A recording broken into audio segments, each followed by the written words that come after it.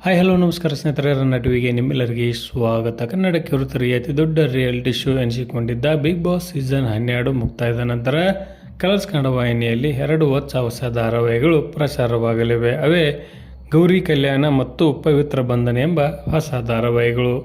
ರಾಣಿ ಧಾರಾವಾಹಿಯು ಸ್ವಲ್ಪ ತಡವಾಗಿ ಬರಲಿದೆ. ಇನ್ನು ಈ 2 ಧಾರಾವಾಹಿಗಳು ಯಾವಾಗ ಪ್ರಸಾರವಾಗಲಿವೆ, ಎಷ್ಟು ಸಮಯಕ್ಕೆ ಪ್ರಸಾರವಾಗಲಿವೆ ಎಂಬುದನ್ನು ಇಂದಿನ ವಿಡಿಯೋದಲ್ಲಿ ತಿಳಿದುಕೊಂಡು ಬರೋಣ ಬನ್ನಿ. ನೀವು ಸಹಿತ ಕನ್ನಡದ ಧಾರಾವಾಹಿಗಳನ್ನು ಇಷ್ಟಪಡುವುದಾದರೆ ಈ ವಿಡಿಯೋಕ್ಕೆ ತಪ್ಪದೇ ಬಂದು ಲೈಕ್ ಮಾಡಿ.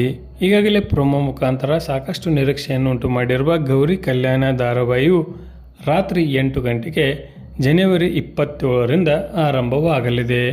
ಅದೇ ರೀತಿಯಾಗಿ ಪವಿತ್ರ ಬಂಧನ ಧಾರಾವಾಹಿಯು ರಾತ್ರಿ 10 ಗಂಟೆಗೆ ಪ್ರಸಾರವಾಗಲಿದೆ. ಇನ್ನು ಶ್ರೀಗಂಧದ ಗುಡಿ ಧಾರಾವಾಹಿಯು ತನ್ನ ಪ್ರಸಾರದ ವೇಳೆಯನ್ನು ಬದಲಿಸಿ ರಾತ್ರಿ 8:30ಕ್ಕೆ ಪ್ರಸಾರವಾಗಲಿದೆ.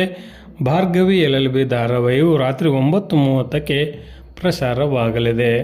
ಗೌರಿ ಕಲ್ಯಾಣ ಧಾರಾವಾಹಿಗೆ ಒಳ್ಳೆಯ ಸ್ಲಾಟ್ ಸಿಕ್ಕಿದ್ದು, ಪವಿತ್ರ ಬಂಧನ ಧಾರಾವಾಹಿ ರಾತ್ರಿ 10ಕ್ಕೆ ಪ್ರಸಾರವಾಗುತ್ತಿರುವುದು ಪ್ರೇಕ್ಷಕರಿಗೆ ಕೊಂಚ ಬೇಸರವನ್ನುಂಟು ಮಾಡಿದೆ ಎಂದೇ ಹೇಳಬಹುದು.